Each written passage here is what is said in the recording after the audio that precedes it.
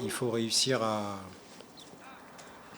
vivre et à préparer cette rencontre normalement. Ça ne sert pas à grand chose, on va dire, de jouer le match avant.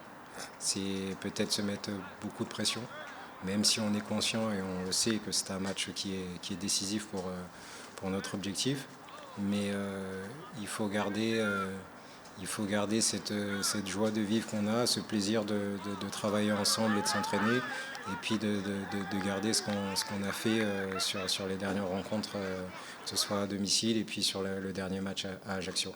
Je dirais pas de l'excitation, mais en tout cas, les séances ont été de grande qualité, avec beaucoup d'engagement, beaucoup d'engagement. Donc des entraînements qui ont ressemblé au match, mais vraiment à un match de Ligue 1. Donc c'est plutôt bien, je leur ai dit d'ailleurs.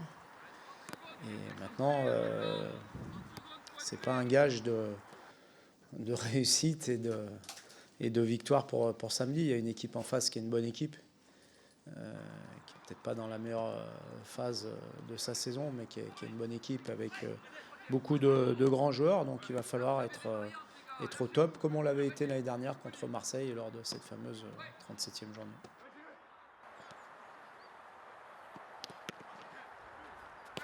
J'ai l'intention d'envoyer un message à mon équipe, de jouer notre jeu. On est chez nous avec un public qui va être à fond derrière nous, comme d'habitude, mais encore plus peut-être samedi. J'ai vu qu'ils se réunissaient très tôt, donc je pense que ça va être très chaud à 21h.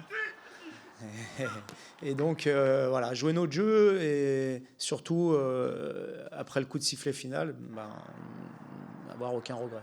Il faut être très motivé, il faut être concentré, il faut avoir tous les arguments et tous les ingrédients pour pouvoir jouer ce type de rencontre.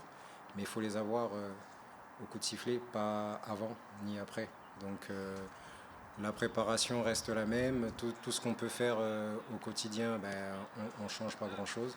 Par contre, on sait que tout le monde sera motivé, tout le monde sera concerné, concentré. Et puis on va tout donner pour gagner ce match. Face à une équipe, une très très bonne équipe aussi monégasque, mais on a les arguments aussi pour les mettre en difficulté et surtout pour gagner ce match. C'est une équipe qui a des joueurs de talent, qui sont capables de faire la différence à tout moment. Ils récupèrent des joueurs importants qui étaient blessés, notamment dans le domaine offensif, enfin en tout cas au moins un. Après, c'est une équipe qui encaisse beaucoup de buts. C'est assez rare de retrouver une équipe de haut de tableau avec une 13e défense. Donc on peut s'attendre à un match ouvert. Je pense qu'ils vont...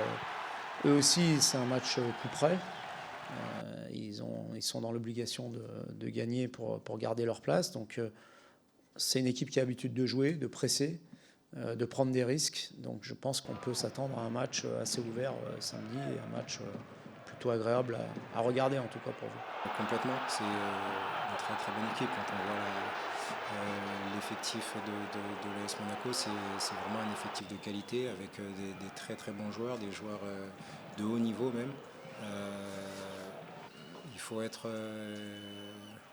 très concentré, très vigilant, faire un match plein parce qu'en face il y a une équipe de qualité. Certes, avec des résultats peut-être, on va dire, en dents de scie sur ces dernières semaines. Mais il faut se méfier parce qu'elle se procure énormément d'occasions, elle marque beaucoup. Et à nous d'être concentrés, de préparer. C'est un match de haut niveau qui nous attend samedi et un match décisif, donc à nous de le préparer comme tel.